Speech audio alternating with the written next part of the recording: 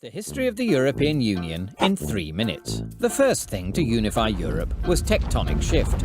Then, when humans finally evolved, much of Europe was unified by the Roman Empire, the Byzantine Empire, the Frankish Empire, and the Holy Roman Empire, which was like the Roman Empire, but a bit more pious. In fact, the patchwork of separate European states we know today is a relatively recent invention. The United Kingdom only became a United Kingdom in 1707.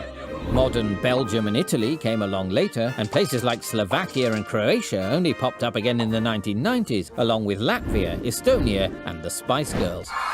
But the main step towards reunifying Europe came after the devastating impact of the two world wars, which led to all sorts of new international agreements, borders, and structures.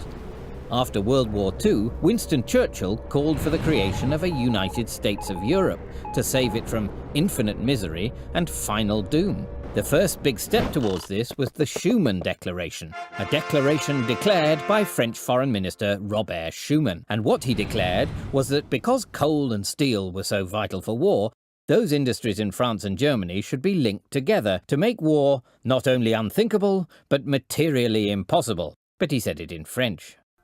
This led to the European Coal and Steel Community, also joined by Italy, the Netherlands, Belgium and Luxembourg. And then the same 6 countries signed the Treaty of Rome, establishing the European Economic Community, or EEC, though later it dropped an E and became the EC. The community established a common market for the free movement of goods, capital, services and people, and was so successful that others wanted in. The UK tried to join in 1963 and in 1967, but both times were blocked by France and General de Gaulle, who just said non.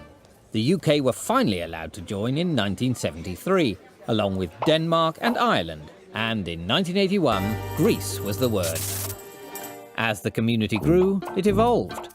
Belgium, France, Luxembourg, the Netherlands and West Germany signed the Schengen Agreement in 1985, which began the process of removing border controls and making the free movement of people that bit freer. They also got branding, picking a flag, a motto and an anthem. And in 1986, Spain and Portugal joined, followed by the freshly reunified Germany in 1990, once the wall had come down and David Hasselhoff had left. Then in 1992, the big one, the Maastricht Treaty, creating the European Union and also the Euro, even if choosing a name took a bit longer, and despite the UK and Denmark holding tight to their own currencies.